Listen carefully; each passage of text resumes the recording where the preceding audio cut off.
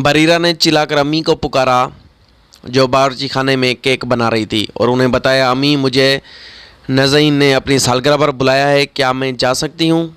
अम्मी बोली, अगर तुम कोई शरारत ना करो तो तुम अपना नीला नया लिबास पहनकर जा सकती हो।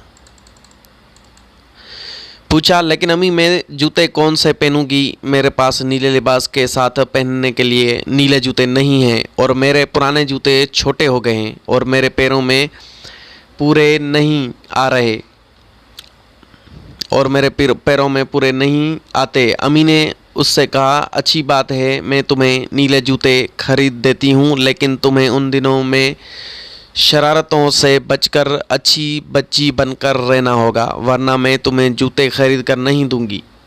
बुरेरा ने यह नसीहत सुनकर तहमिया कर लिया और अच्छी बच्ची बनकर रहेगी, लेकिन किसी न किसी वजह से उससे गलती होती रही।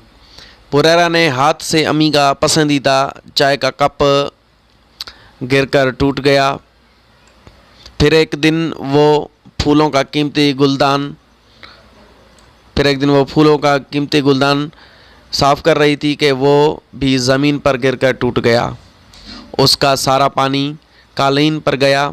बुरेरा की अम्मी बहुत नाराज़ हुई। बुरेरा ने अम्मी से माफ़ी मांगी। उसने दिल में सोचा कि अल्लाह के करे अम्मी इतनी नाराज़ ना हो कि वो जूते ही ना लेकर दें।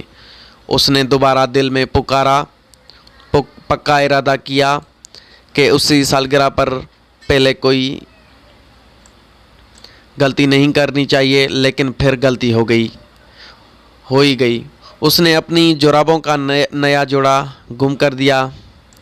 अम्मी ने बुरेरा को गुस्से से घूरते हुए कहा, बुरेरा तुम्हारे लिए सालगिरह से पहले आखिरी मौका है। अगर तुमने अब कोई भी बेवकूफ़ी या शरारत की तो तुम अपने जूतों से महरूम हो जाओगी। बुरेरा को इल्म था कि उसकी अम्मी जो कह रही है उस पर अमल भी करेंगी। अगले 2 दिन बुरेरा बहुत अच्छी बच्ची बन रही। फिर वो दिन आया जिस अगले दिन नज़ीन की सालगिरह थी। बुरेरा ने पूछा, अम्मी क्या मैं बाज़ार जाकर जूते खरीद सकती हूँ? अम्मी बोली, ज़रूर, मैं तुम्हें दोपहर के वक्त बाज़ार लेकर जाऊंगी, लेकिन अभी तुम जाओ और खाला मारिया को मेरा रुका दे कर आओ। सीधी जाओ और जल्दी वापस आना। तुम्हारे पास सिर्फ इतना वक्त है कि तुम वापस आकर दोपहर का खाना खा सको। इतनी देर में शहर जाने के लिए कलौती बस का वक्त हो जाएगा, जिसके ज़रिए मैं तुम्हें शहर जाकर नए जूते दिला सकूंगी। बुरेरा बोली, बहुत अच्छा अम्मी जान, मैं इंशाल्लाह वक्त पर पहुंच जाऊंगी। वो रुकिया लेकर भाग खड़ी हुई। रास्ते में एक जंगल आता था। बुरेरा को रास्ता मालूम था। वो तेज़ी से जंगल से गुजरने लगी। रास्ते में बहुत खूबसूरत फूल खिले हुए थे, लेकिन बुरेरा उन्हें देखने के लिए भी नहीं रुकी। फिर वो खाला के घर पहुंची। उन्हें रुका दिया, उनसे जवाबी रुका लिया और घर की तरफ तेज़ी से रवाना हो गई। वो सोच रही थी कि अम्मी खुश होंगी क्योंकि मैं वक्त से पहले वापस पहुंच जाऊंगी। वो जंगल वाले रास्ते से वापस जा रही थी कि रास्ते में उसने किसी की अफरुद आवाज़ सुनी। ये अजीब सी आवाज़ थी। न ये आवाज़ किसी जानवर की थी और न किसी परिंदे की। बुरेरा हैरान थी कि यह किसकी आवाज़ हो सकती है। वो एक लम्हे के लिए रुकी और इधर उधर देखने लगी। तभी दरख्तों से कोई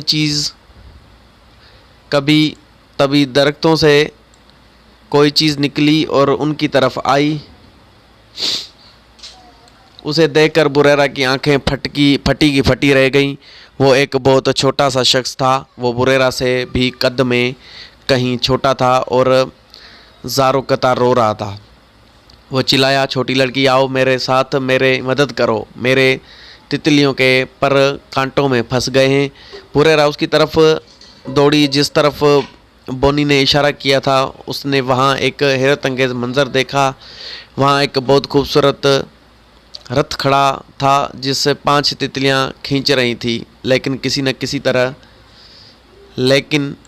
किसी तरह वो एक कांटों से हुई जाड़ी में उलझी हुई थी। आज़ाद होने के लिए उनकी ज़ोर लगाने से उनके पर फट चुके थे। भोना अपनी आंखें पोंछता हुआ बोला, क्या तुम मेरी मदद करोगी? अगर तुम रथ की बागें मजबूती से पकड़ोगी तो मैं तितलियों के पर आज़ाद कर सकता हूँ, लेकिन उसमें कुछ वक्त लगेगा। बुरेरा बोली, ओ खुदाया, मैं तो दिलो जान से मदद करना चाहती हूँ, लेकिन मेरी अम्मी का हुक्म है कि जल्दी वापस आऊँ। उन्हें शहर से नए जूते लेकर मुझे देने हैं जो मुझे अपनी सहेली की सालगिरह पर पहनने। मेरी बस छूट जाएगी। बोना फिर रोने लगा और बोला, ठीक है, मैं समझ सकता हूँ, और मेरी खूबसूरत तितलियाँ और मुरझाएंगी। अगर तुम रास्ते में किसी ऊंचे से मलूजे से शहर से जूते न लेने हो तो उसे कहना हमारी मदद के लिए इधर उधर आ जाए। बुरेरा ने उसी तरफ देखा और फिर तितलियों की तरफ। उसे मालूम था कि जंगल के रास्ते में वो किसी और कोई और नहीं मिल सकता। उसकी समझ में नहीं आ रहा था कि वो क्या करे। फिर अचानक उसने अपने जहन में एक फ़ैसला कर दिया। वो बोली, मत रो, मैं यहीं रहकर तुम्हारी मदद करती हूँ। हो सकता है मैं खाने तक वक्त पर पहुँच जाऊँ। बोनी ने अपनी आंखें पोंछते हुए उसे कहा, तुम्हारा 1000 दफ़ा शुक्रिया। अब आओ और मजबूती से बांगे पकड़ लो। मैं जाता हूँ और तितलियों पर सुकून करता हूँ। बुरेरा छलांग लगाकर रथ पर चढ़ गई और मजबूती से बांग पकड़ ली। बोना दौड़कर तितलियों के पास पहुंचा और नोकीले कांटों से उनके पर आज़ाद करवाने लगा। एक के बाद एक उसने आज़ाद करवा दिया। खासा वक्त लग गया क्योंकि तितलियों के पर बहुत नाजुक होते हैं। आखिर ये काम मुकम्मल हो गया। होने ने बुरेरा से खुशी खुशी कहा, तितलियां आज़ाद हो चुकी हैं, तुम्हारा तहे दिल से शुक्रिया। मुझे उम्मीद है तुम वक्त पर पहुंच जाओगे। बुरेरा बोली, मुझे अभी उम्मीद है।